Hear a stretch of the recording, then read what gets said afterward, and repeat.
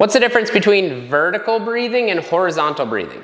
So as humans, we want to be breathing in the way that's going to be most efficient for our body. And the way that we're going to be doing that is going to be what's called horizontal breathing. Now, a lot of people will have faulty breathing from dysfunctional patterns that we do day in, day out, and then they become staples of how we exchange air, which leads to being very sympathetic or upregulated or anxious. So it's something that we can consciously work on first at rest when it's easier, and then also while we're in training, applying some stress to the stimulus. So what I want you to think about is working on being horizontal versus vertical. So vertical breathing, which we don't want, would be as I take an inhale, I see an exchange of my body moves up and down. So it would be take a big inhale, I do this, my belly sucks in, my shoulders come up, I have some tension in my shoulders, and then as I exhale, everything drops again.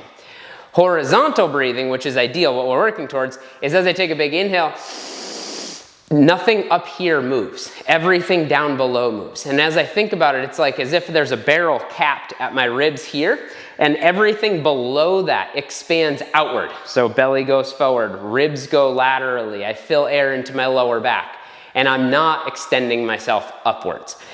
So an easy way to focus on that, there's two different ways. First way is gonna be take my hands and I'm gonna wrap them around my sides. So I'm pushing my thumbs into my low back, I'm pushing the sides of my hands into my ribs here, just below my ribs, and my fingers can be on my belly. Now, and it's actually insightful and helpful if you close your eyes doing this, it helps you connect a little bit more to where you're moving air.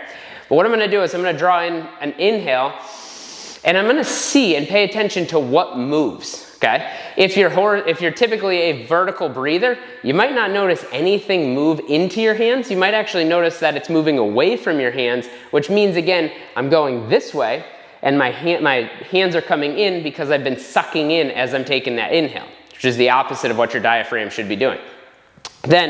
So here, I wanna repattern that, and I wanna inhale and expand. And you'll notice it's probably gonna be easier to push into your fingers as you expand your belly out first. But I also wanna think about pushing into my ribs this way, again, horizontally. And I wanna then push into my thumbs in this position as well.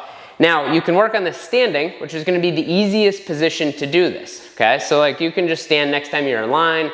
You might look a little frustrated, but next time you're in line, you can work on this and just steadily breathe, put your mind into what's moving on your fingers.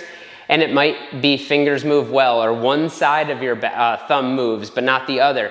And you can start to pattern that and work on that. Then you can take this same position and you can do it seated, or you can do it lying on your back, and same deal. Now you're trying to fill air in your breath when you're on your back by filling into the floor, and the floor and your back pushing into the floor is giving you the response of, all right, I'm allocating breath into that position, which would again be horizontal breathing. So if you can, first become aware of, are you a vertical or a horizontal breather? Just by gaining awareness, you'll start to change your patterns. If you're somebody that after you have gained awareness, you can then become more efficient by working on that. Then you can start to layer in, next time you're walking or going up and down the stairs in your home, applying a little bit of stress. Again, come back to try to keep your shoulders away from your ears. Try to have everything below doing the movement in terms of filling with air horizontally.